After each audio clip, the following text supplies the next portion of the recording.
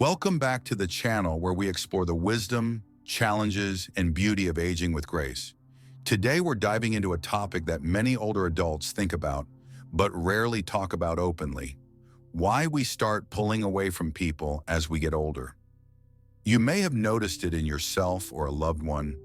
The phone rings less, the gatherings feel more like chores than joy, and solitude begins to feel like a safe harbor. Is it just part of growing old, or is there something deeper going on? The truth is, withdrawing from others in later life isn't just about being tired or uninterested. It's often rooted in powerful psychological shifts that come with aging. In this video, we're going to explore 7 psychological reasons why people naturally begin to avoid others more as they age. These aren't just guesses. They're backed by research, human experience, and the unspoken truths many seniors feel deep down. Stick with us until the end, because understanding these reasons might not only give you clarity about yourself, but could also help you reconnect with others and with your own purpose. Let's start with the first and perhaps most common reason: emotional energy conservation. As we age, our emotional bandwidth shrinks, not because we're weak, but because we've learned to value peace over drama, substance over small talk. We've dealt with a lifetime of disappointments, stress, and emotional labor. So when a conversation feels forced or a relationship feels draining, our minds instinctively protect our emotional reserves by stepping back. We become more selective, not antisocial. It's not that we can't handle people, it's that we finally realize we don't have to. The second reason is the accumulation of loss. Losing friends, siblings, or even a partner changes your relationship with the world. With each funeral, each goodbye, a piece of your social world disappears, and rebuilding it becomes harder. The older we get, the more grief shapes our behavior. We pull back to protect ourselves from more pain. It's a kind of emotional self-preservation, a quiet way of saying, "I've lost enough." Sometimes isolation is mistaken for depression when it's actually a form of mourning that's still unfolding years later. Number 3, shifting priorities. In our 20s and 30s, we chase social validation. We want to be liked, to be seen, to belong. But after 70, there's a radical shift. Time becomes our most precious asset. We stop trying to impress, and instead we focus on what truly matters. This might mean spending more time alone, in nature, with a pet, or deep in a hobby we love. We may avoid people not out of dislike, but because we no longer need their approval to feel complete. The fourth psychological reason is anxiety.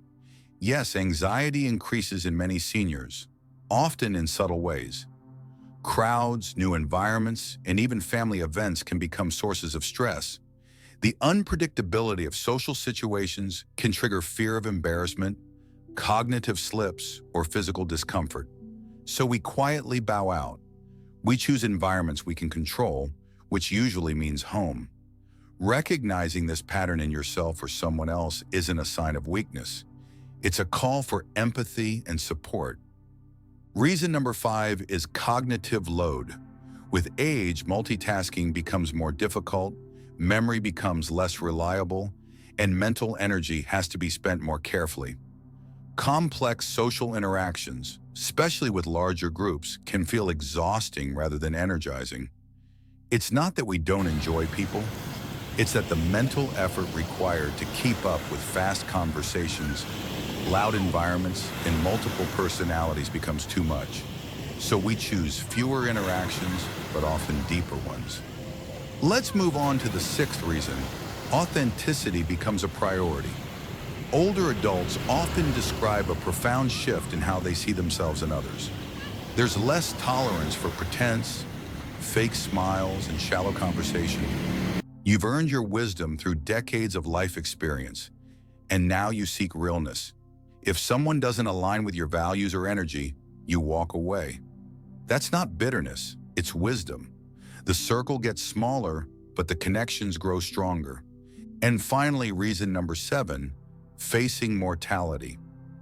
Aging brings you closer to life's biggest truth, that our time here is limited.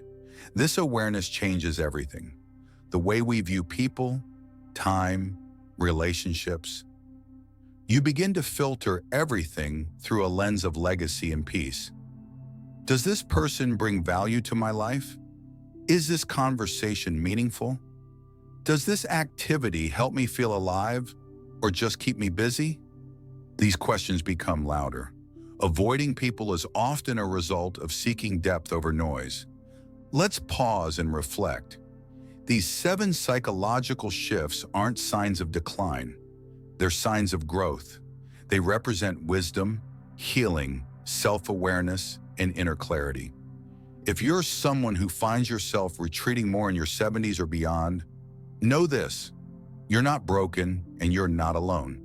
This is a natural, sometimes necessary evolution of your inner life. However, solitude should never become isolation. It's important to differentiate healthy alone time from loneliness that erodes your mental and emotional health. So what can we do with this knowledge? First, normalize it. Talk about it. If you feel these shifts happening, don't shame yourself. Share with your loved ones.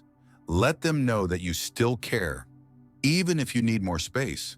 Second, stay connected on your terms. Maybe you don't want loud dinners or crowded events, but maybe you do want a quiet coffee with a close friend or a handwritten letter from a grandchild.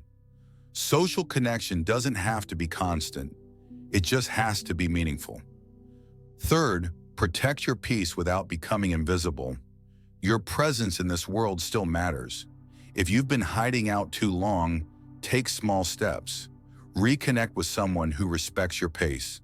Volunteer in a way that suits your energy. Rebuild your rhythm, but do it gently.